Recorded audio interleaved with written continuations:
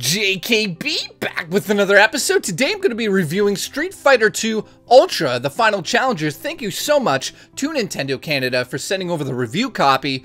This is a game that is 26 years old now. Let me tell you a quick story. When I was like 13, 12 years old, my father had an arcade, and in that arcade was Street Fighter 2.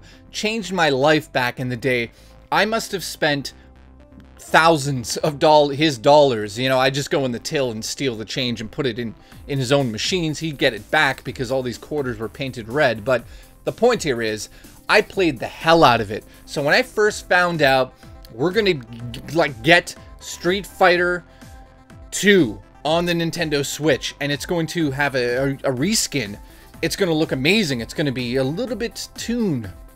I was head over heels. Then the price came out, which I'll get to at the end of the review, but I popped this thing into my Switch, and wow, I'm not disappointed, that's for sure. There's some surprises here, there's a lot of familiar gameplay, but let's get into what you see when you start the game up. The first thing you're going to see is arcade mode. Now, obviously, this is something a lot of people out there have played. How does it feel? That's the first thing you're going to want to ask me with the Joy-Con controllers, and I will tell you right off the bat, it is a little clunky. It is a very smooth game, that's for sure. Very smooth in terms of its controls. However, it has a tiny learning curve when you're using the Joy-Con setup in tabletop mode.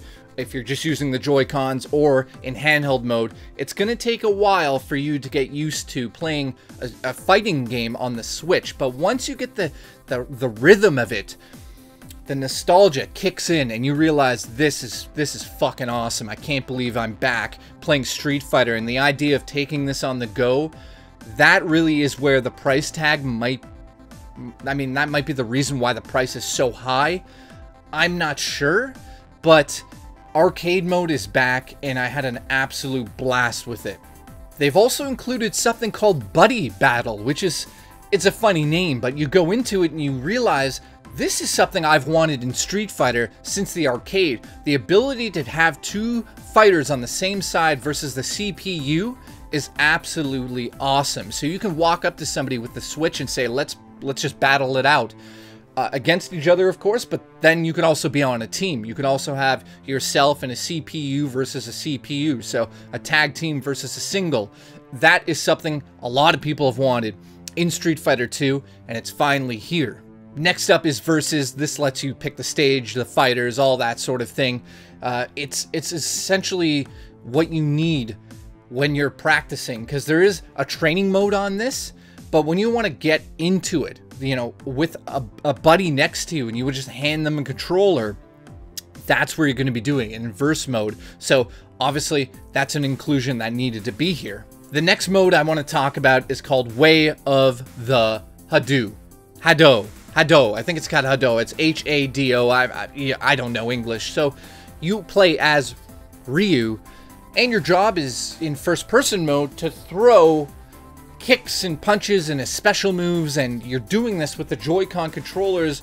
It's a motion minigame, and what is this? And it's in the style of Street Fighter V, so it looks really good. I mean, it shows that the system could handle Street Fighter V. Of course, I think it could, but to have a motion control game added in on this, I'm not going to sit back and just say this is a complete shit show in terms of its motion control and like how it works. It works fine. I'll be honest, it works. So if you really want to get into this motion game, you can get into it. But I think that's really designed for kids to have some fun when they're playing with their friends. You know, and it's cool for an adult to kind of go into first-person mode and kind of feel what it's like to throw a special move across the screen. But it's nothing that's going to sell it for the older people out there. The game also includes a gallery which shows a ton of different artwork. Definitely, this is for the hardcore audience. This next part, though, is awesome. It has a color editor, which lets you customize 3 different palettes on each character. So you have the skin tone, the hair, and the outfits. You can do some pretty cool things with this and customize all of the characters in the game, which goes back to single player or playing with your friends at the park. You can really stand out from each other by, you know, picking different colors and whatnot for your characters. So that is a definite plus. The last thing I want to talk about is the inclusion of the ability to turn this into its original graphics. You just go to the option menu and you can turn the graphics and the sound back to its original state. That is an amazing inclusion. I mean, I think I'm using that word right, inclusion. It must be. I mean, I don't know English, but it's awesome to see that in the game. So I'll give them a thumbs up for that. Overall, this is a package that is extremely overpriced in Canada. It's $10 more in Canada. It's $40 US, $50 Canadian.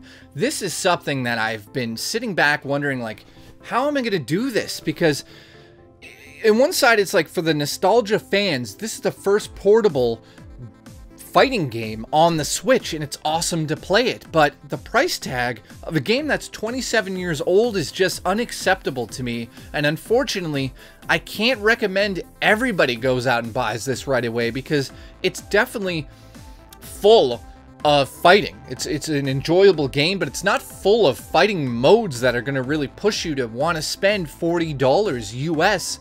That's a lot of money. I mean, if this game was $29.99 or it was, you know, 29 Canadian, it would make a lot of sense. But for the hardcore fans out there, it's definitely something you want to pick up.